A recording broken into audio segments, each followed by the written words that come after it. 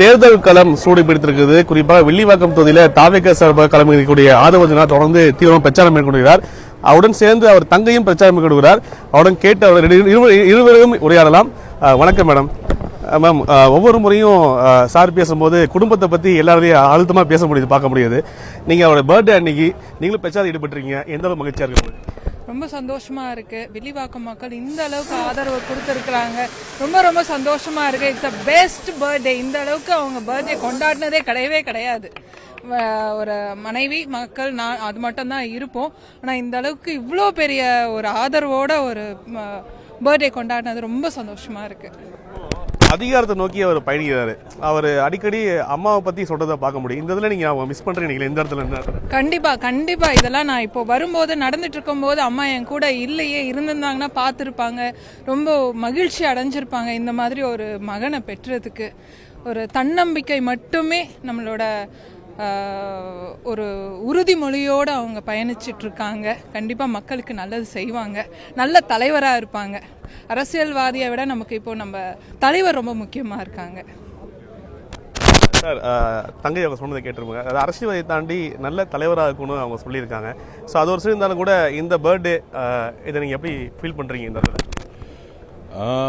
பொதுவாக நான் பிறந்த நாள் கொண்டாடினதே கிடையாது சின்ன வயசுலேருந்து. ஏன்னா என்னுடைய பிறந்த நாளுக்கு அம்மாவும் இருந்தில்ல, அப்பாவும் இருந்தில்ல. சின்ன வயசில் தங்கை சென்னையில் இருந்துட்டாங்க ஆக்சுவலாக. அதனால் பெரும்பாலும் விளையாட்டு விடுதிகளில் தான் நாங்கள் இருந்திருக்கோம் ஆக்சுவலாக. ஒரு ஹாஸ்டலில் தான் இருந்து வளர்ந்தவன் நான். ஸோ இன்றைக்கி வில்லிவாக்கம் தொகுதியில் மக்களே பாரதி நகரில் நான் இருக்கணும்னு நினச்சேன் ஆக்சுவலாக.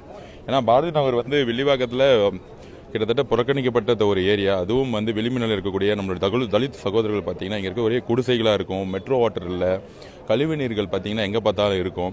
50 வருஷமாக திமுக புரட்சி மாற்றம் செஞ்சுட்டோம், திராவிடம் 2.0ன்னு சொல்லக்கூடிய முதலமைச்சர் ஸ்டாலின் அவர்கள் குளத்துள்ளது இந்த பக்கம் வந்ததும் இல்லை. ஸோ பெரம்பூருக்கு தலைவர் தொகுதிக்கு போனால் கிட்டத்தட்ட 50% ஸ்லம்ஸ் இருக்குது ஆக்சுவலாக.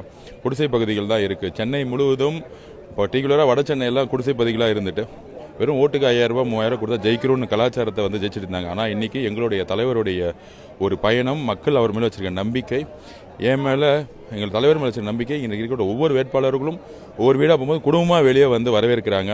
அப்படி என்னுடைய பிறந்தநாள் செய்தி தெரிஞ்சவொடனே இன்றைக்கி வெள்ளிவாக்கத்தில் இருக்கக்கூடிய அனைத்து பகுதி மக்களும், பாரதி நகரில் இருக்கக்கூடிய எல்லாரும் வெளியே எனக்கு வாழ்த்துக்கள் சொன்னதோட கிட்டத்தட்ட காலையிலேருந்து ஒரு 200 கேக்கு எடுத்து ஊட்டியிருப்பாங்க. அந்த அளவுக்கு ரொம்ப அன்பு இருந்துட்டாங்க. கோயிலுக்குள்ளே கூட்டிகிட்டு போனாங்க, சர்ச்சுக்குள்ளே கூட்டிகிட்டு போகிறாங்க, அடுத்து மசூதிக்கு கூட்டிகிட்டு போகிறாங்க. காலையில் என்னுடைய வழிகாட்டி அண்ணாவுடைய சிலைக்கு மாலையை போட்டு என்னுடைய பயணத்தை இங்கே ஆரம்பித்தேன். எப்பொழுதும் வெற்றி பெற்ற பின்பு இங்கே ஒரு எம்எல்ஏவாக இருக்க மாட்டேன். தலைவர் அப்படிங்கிற வார்த்தையோட ஒரு சாமானிய மனிதனாக என்னுடைய வாழ்க்கையை தொடங்கினேன். எங்கள் அம்மா ஒரு விவசாய குடும்பத்தில் வந்தாங்க. என் தங்கச்சி தனிப்பட்ட முறையில் கஷ்டப்பட்டு MSc படித்தா. நாங்கள் படித்து BA பொலிட்டிக்கல் சயின்ஸ் படித்ததே மக்களுக்கு சேவை செய்யணும் ஒரு உணர்வோடு 15 வயசுலேருந்து படித்தேன்.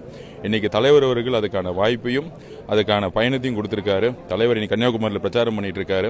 காலையிலே எனக்கு வாழ்த்துக்கள் சொன்னார். எடுத்தவொடனே ஒரு உறுதியான பயணத்தை நம்ம எப்பயுமே மேற்கொள்ளணும்னு சொன்னார். அந்த பயணத்தில் வரக்கூடிய 4ஆம் தேதி ரிசல்ட் பார்ப்பீங்க. தமிழக வெற்றி கழகம் ஒரு மாபெரும் வெற்றியை 1977 அப்புறம் வெற்றியை உருவாக்கும். எப்பொழுதும் ஒரு சாமானிய மனிதனாகவே நான் இருப்பேன். எப்பொழுதும் விளிம்பு நிலை மக்களோட என்னுடைய வாழ்க்கை இருக்கும். புரட்சியாளர் அம்பேத்கருடைய பயணத்தில் எப்பொழுதுமே அவரோட வரிகளை நான் பயணிப்புங்கிறதா என்னுடைய செய்தி.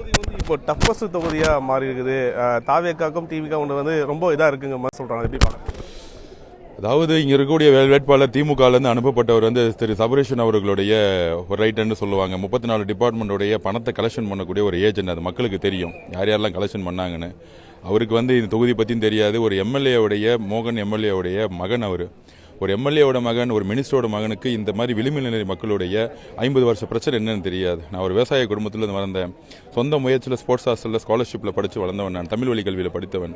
ரேஷன் கடையில் சாப்பிட்ருக்கேன், சத்துணவு சாப்பிட்ருக்கேன்.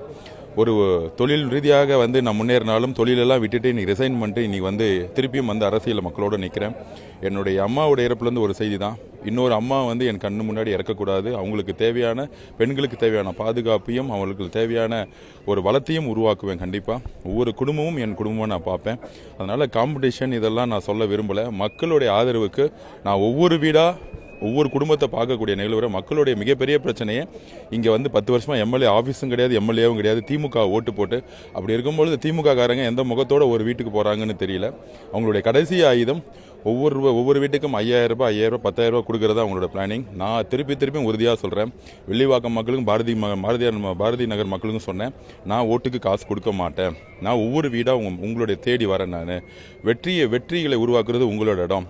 கண்டிப்பாக பாரதி நகரில் முக்கியமாக எப்பயுமே ஸ்லம்ஸ்னு சொல்லக்கூடிய சேரிகளை குடிசைகளை ஒட்டுமொத்தமாக மாற்றி சொந்த முயற்சியில் நான் வந்து எல்லாத்துக்கும் வீட்டுக்கு எடுத்து குடிப்பேன்.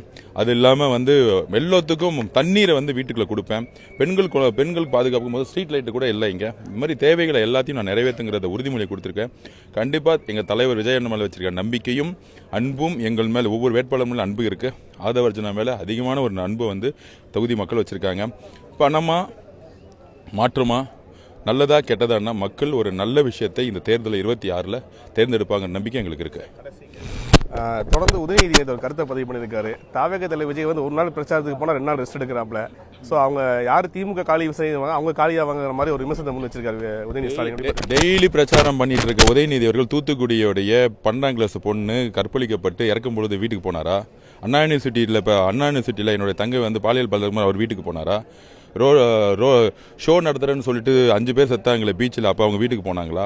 இவங்கெல்லாம் வந்து சும்மா வந்து அவர் ஒரு நெப்போ கிட்ட அவருடைய அப்பாவுடைய MKS இன்ஷியலை தூக்குங்க, கருணாநிதினு ஒரு இன்ஷியலை தூக்குங்க, திமுகன்னு இன்ஷியல் தூக்குங்க. ரோட்டில் நடந்து போனால் ஒருத்தர் கூட திரும்பி பார்க்க மாட்டாங்க.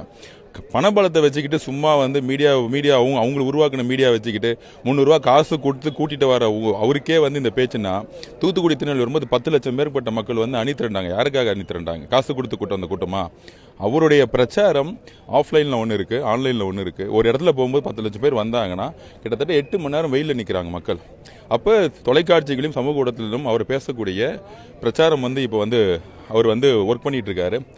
அவர் என்னென்ன பிரச்சாரம் பண்ணார், என்னென்ன பேச போறாரு, கூடிய விரைவில் அவர் பிரச்சார முறையை பார்ப்போம். இன்னைக்கு கன்னியாகுமரியில் இருக்கிறாரு.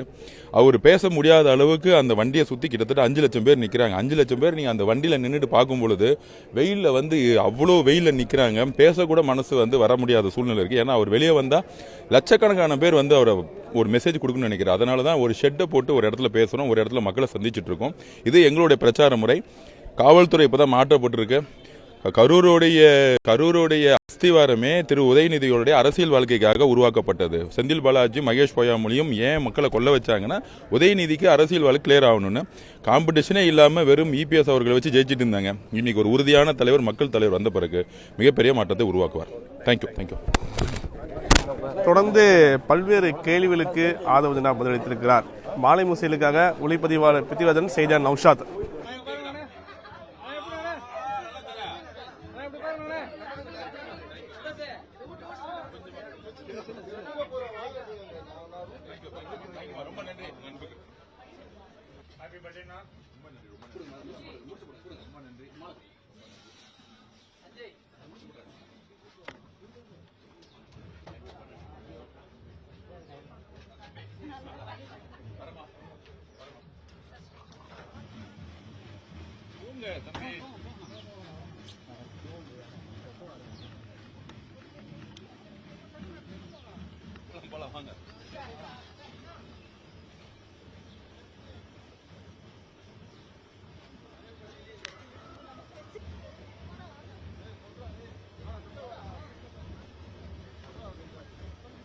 Let's go.